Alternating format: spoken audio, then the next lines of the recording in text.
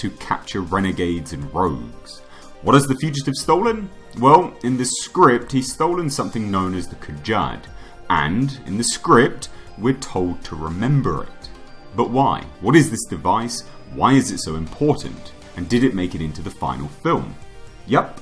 So in the script, the Kujad is a control device of sorts, a control module, a form of upgrading technology that is pivotal in the role of DNA hybridization.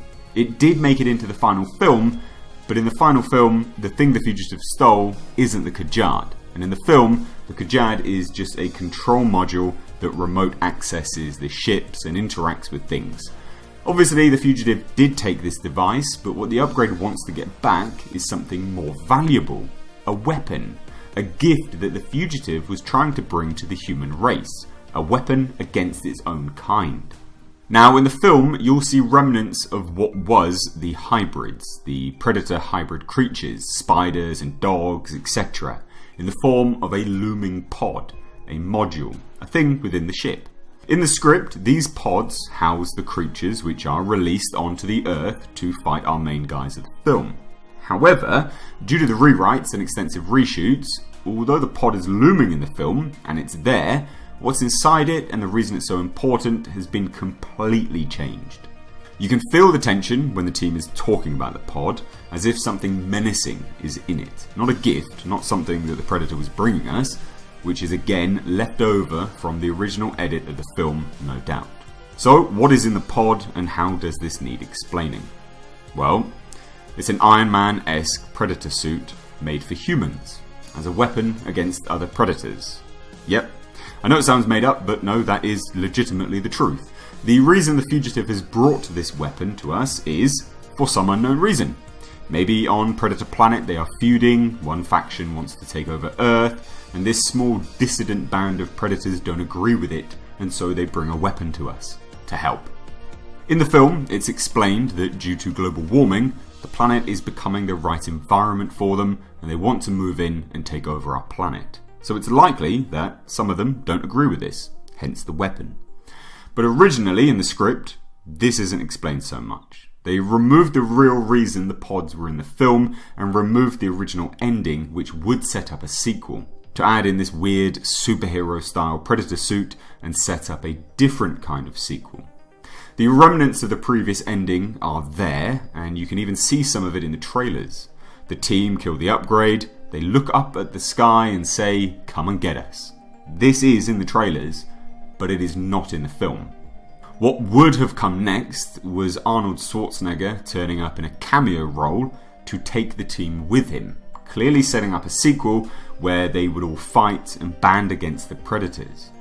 Now we know Arnold Schwarzenegger turned the role down, and as such, what we see is part of the script and part something new. They kill the upgrade Predator, not looking up at the sky and saying "come and get us." That clip from the trailers is gone completely. What we do get is a flash forward in time. Child in the film is now working for the government in Stargazer Base, tasked with assisting translating the technology. And our leading man, McKenna, is a hero. He saved our planet. But they have the pod. They haven't opened it yet. They don't know what's inside it. Although, just conveniently, they begin to open it as we see the scene play out. Rory states from the control module, and translating it, it was a gift to us. The fugitive Predator was bringing it to us, and it's a weapon. It's called the Predator Killer. Now again, you can see the remnants of what these pods were because it's human shaped. It looks like it could fit a full-grown man inside. Now, what's inside? A man? A predator? No!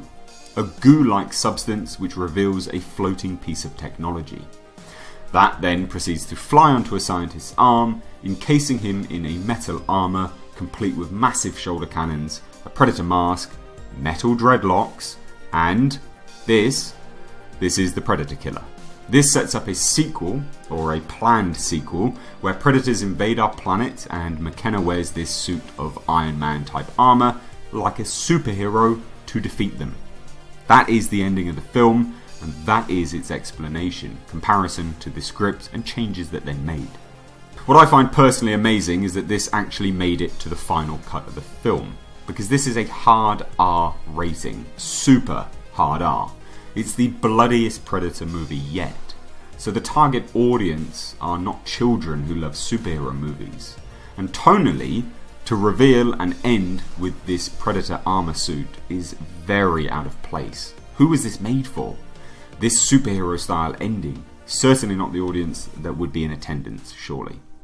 Anyway, what do you guys personally think of this ending? If you've watched this and you haven't seen the film, I do have to reiterate, I actually loved the film up until the ending, so I would still recommend you go and watch it, if only for the hilarious and bizarre tonal shift. If, however, you've listened to this video, you've watched this video, and you still like the sound of this film, why do you like the sound of this film? Do you think that this ending is good? Do you like where they're going with this? And do you feel that this is a true step forward in the right direction for the franchise? Do you believe that setting it up in this manner, with a Predator invasion on our planet, us donning Predator suits of armor, is the right way to go? Do you feel that this will reinvigorate the franchise and reinvent it like the trailers were stating that it would?